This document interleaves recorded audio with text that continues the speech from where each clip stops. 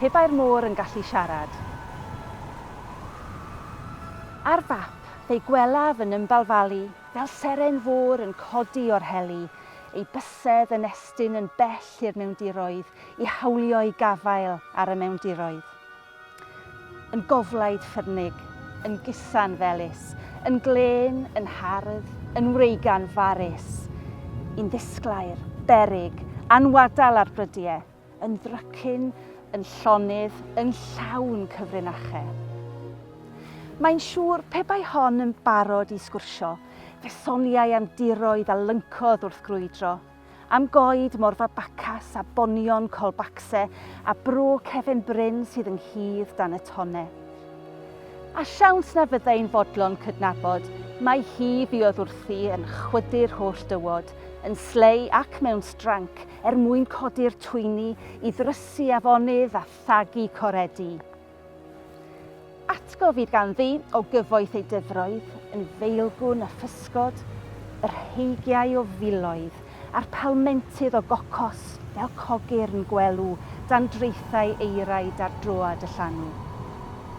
Ond fe ddangosau yn sicr, yn swel i gyd, y môr hwyaid bychain sydd yma o hyd ar weitha'r siempres, yn gorwedd fel gliniau, rhai dion fel mychydd ar hyd ei breichiau.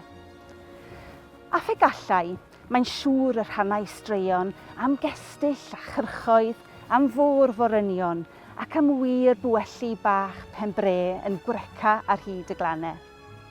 Fe beintiau hi ddarlun o fwrlwm y trefi dros ganrif yn ôl ar ymyl y weilgi, yn fancwyr a bragwyr, gwneithurwyr hetiau, groseried ar graffwyr a rhwymwyr llyfrau, cwperied a chryddion, crwynwyr a seiri, melinwyr a bwtsiwrs, gwerthwyr pibelli, gweithwyr tin plat a heiarndoddwyr, smeltiwrs, teiliwrs a gwer ganhwyllwyr.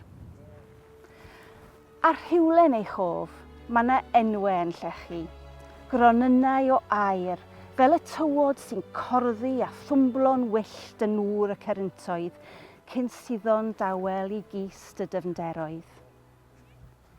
Ger cored yr aber, islaw glan y fferi, mae'r caj, y cwtcher a gwter Nancy, lloc y llong, banc draw, cwr glas a phwll pastwn, pwll yr ychen, pwll cornel, y maen a sger samwn. Ei hoel yn anwel, ei lliwiau'n llonydd, ei sŵn wedi diffodd ar dafod leferydd. O na fyddai modd ei rhwydo a'i gosod yn ôl ar y map unwaith eto,